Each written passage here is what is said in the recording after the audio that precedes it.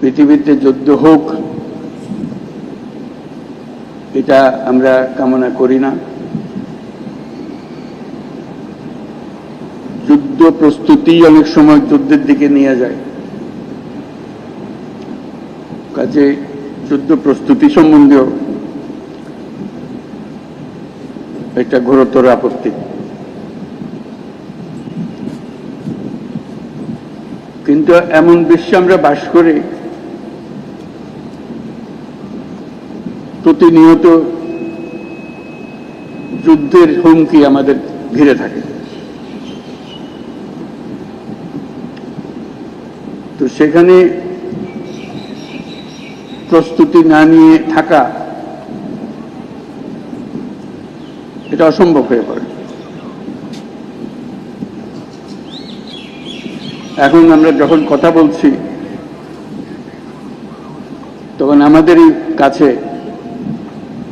ভারত পাকিস্তান যুদ্ধ হই হই অবস্থার মধ্যে রয়ে গেছে। সকালের খবরে দেখলাম হয়তো গুজব যে আজকেই শুরু হয়ে যাবে যুদ্ধ। এরকম পরিস্থিতিতে আমরা বাস করি।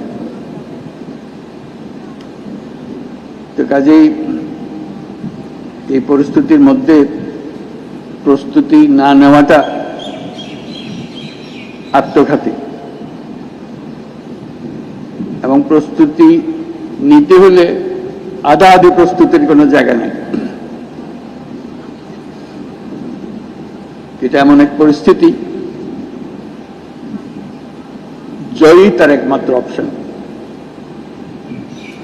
পরাজয় এখানে কোনো অপশন হতে পারে না।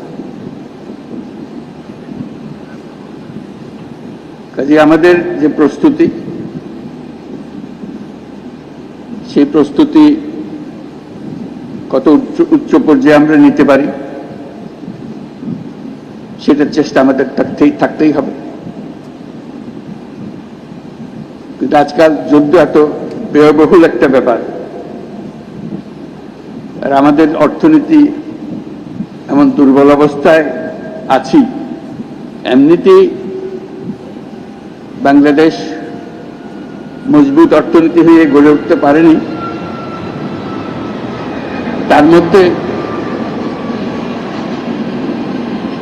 বিগত সরকারের যথেচ্ছাচারের কারণে যা ছিল তাও লুটপাট হয়ে গেছে।